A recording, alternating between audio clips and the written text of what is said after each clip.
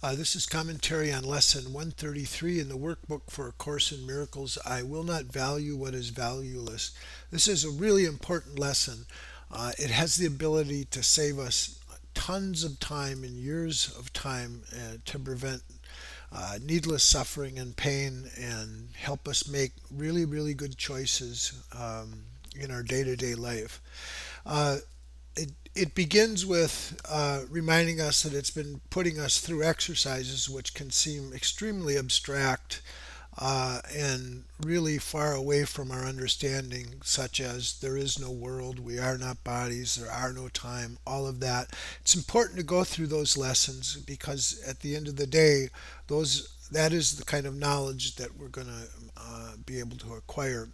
But here, it's getting us to focus back into our everyday lives and the little choices that we make in everything to help us see what it is that we're really seeking and to see how that is not what we want and to help us make better choices. Um, so the lesson itself is part of the training of the mind that we're doing that lets the mind be very, very quiet and have the ability to look inside and catch very carefully what it is that we're really up to when we make the choices that we make. And the rather shocking uh, observation it's making in its claim in the Course is that if we look carefully, we'll see that behind our choices is often the drive, the ego's drive that we've signed on to have us experience guilt. It never seems to be the case, but if we look carefully at our choices and do a lesson such as this, we can see that and recognize that that is not what we want. We really don't want to experience that guilt that comes so often in our lives. So let's go through the lesson. I will not value what is valueless.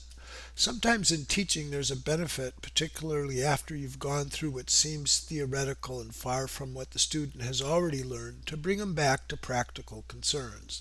This we will do today. We will not speak of lofty world encompassing ideas, but dwell instead on benefits to you. You do not ask too much of life, but far too little. When you let your mind be drawn to bodily concerns, to things you buy, to eminence as valued by the world, you ask for sorrow, not for happiness. This course does not attempt to take from you the little that you have.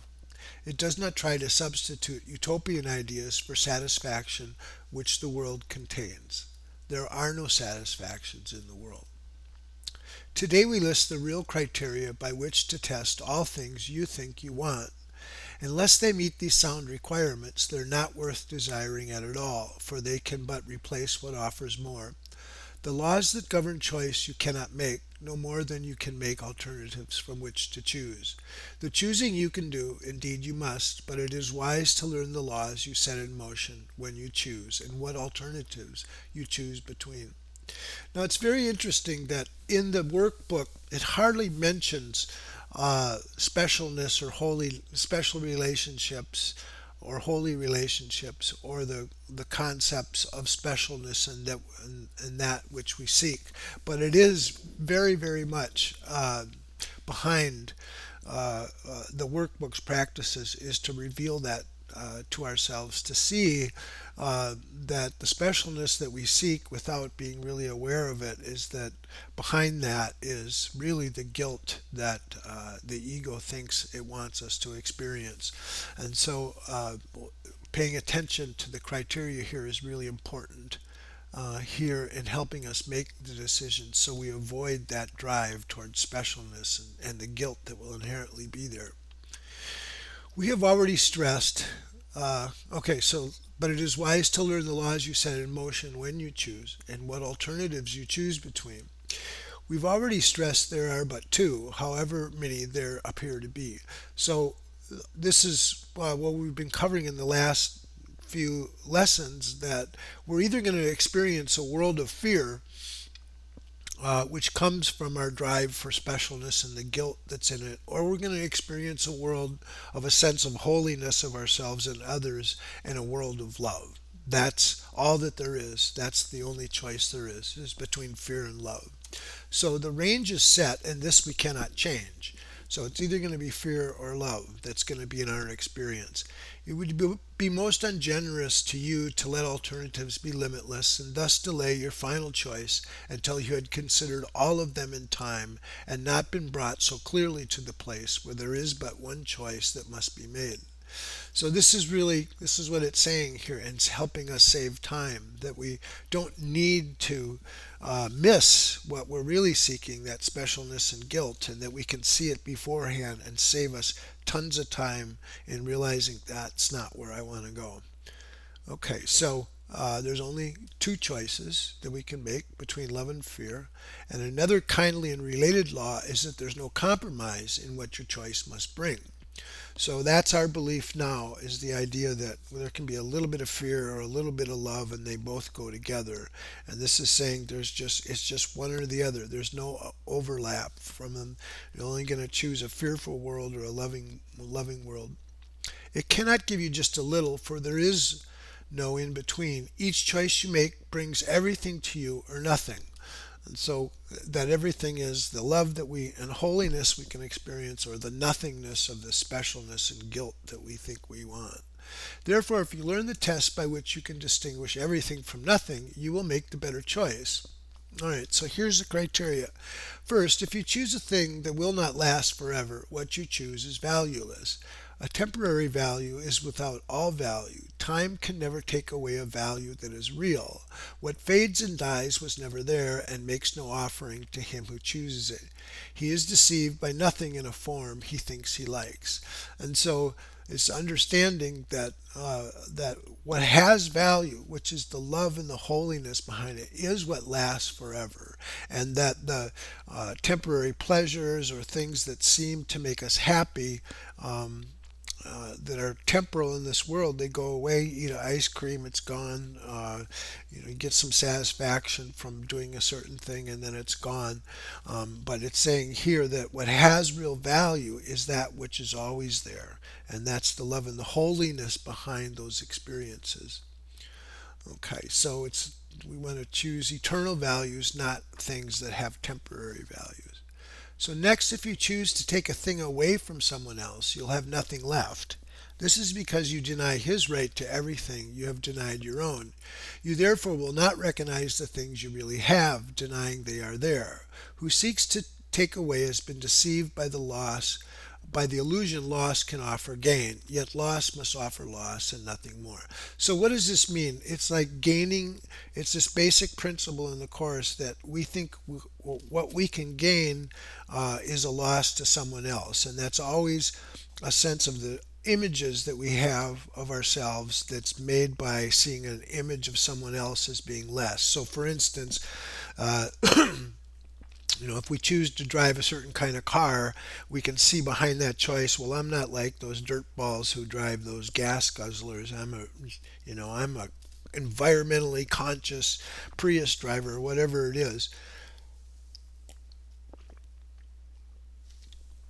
And it's not that we don't make right choices, but he wants us to see that there's this specialness identity behind our choice. Not that we shouldn't make those good choices, but to see how we're gaining an identity by having someone else lose a particular identity. Excuse me a minute.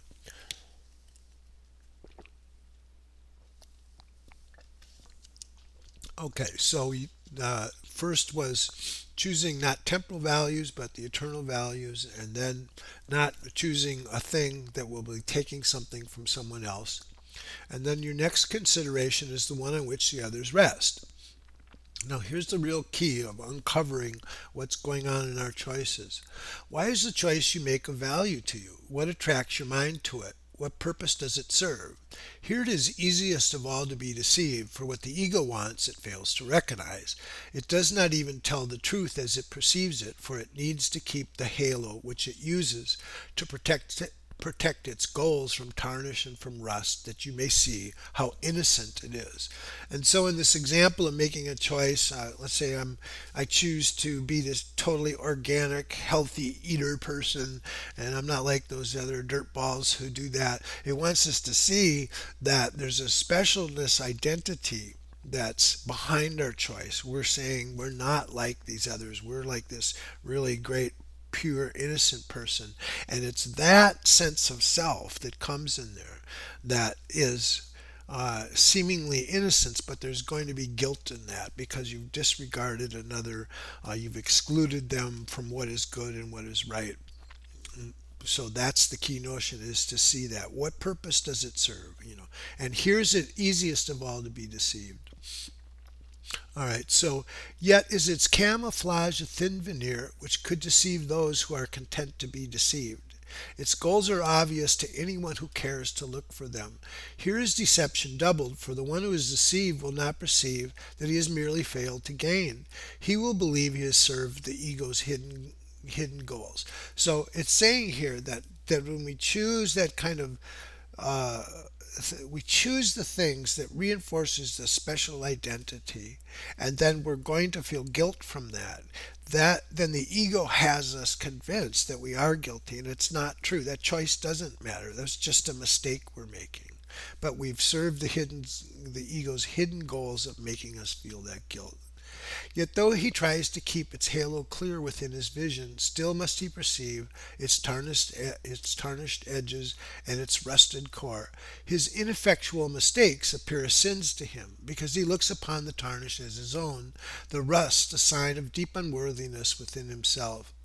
He who would still preserve the ego's goals and serve them as his own makes no mistakes according to the dictates of his guide. This guidance teaches it is error to believe that sins are but mistakes, for who would suffer for his sins if this were so? And so we come to the criterion for choice that's the hardest to believe, because its obviousness is overlaid with many levels of obscurity. If you feel guilt about your choice, you have allowed the ego's goals to come between the real alternatives. And thus you do not realize there are but two, and the alternative you think you choose seems fearful and too dangerous to be the nothingness it actually is. And so it's saying that when we choose all these choices based around specialness, and then the guilt that we will feel, we will really think that's real, and we won't see that that choice for fear was really a choice for nothing. Because that's what fear is. It's an absence of love, and love can't be absent. But when we reinforce these fearful choices, we reinforce the guilt, and we reinforce this image of ourselves. And in those choices, we've set ourselves up to believe in that fear and that guilt and that special self. All right, all things are valuable or valueless, worthy or not of being sought at all, entirely desirable, or not worth the slightest effort to obtain. Choosing is easy just because of this. Complexity is nothing but a screen of smoke which hides the very simple fact that no decision can be difficult. What is the gain to you in learning this? It is far more than merely letting you make choices easily and without pain. Heaven itself is reached, with empty hands and open minds, which come with nothing to find everything and claim it as their own.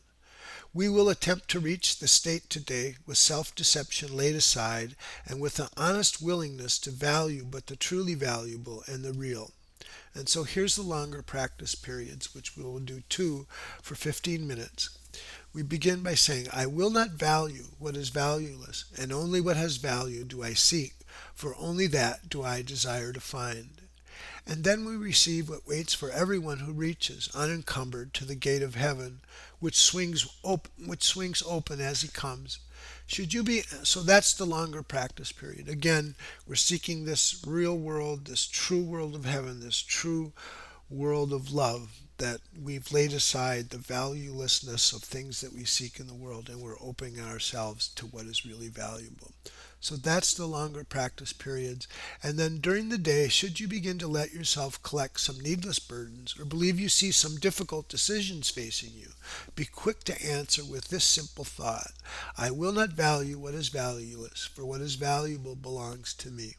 So again, throughout the day, as we make decisions, we can remember the ideas in this lesson. We can bring them to the fore, and it will help us very much in making good decisions. When we say to ourselves, I will not value what is valueless, for what is valuable belongs to me. Okay, that's it for today. Thank you.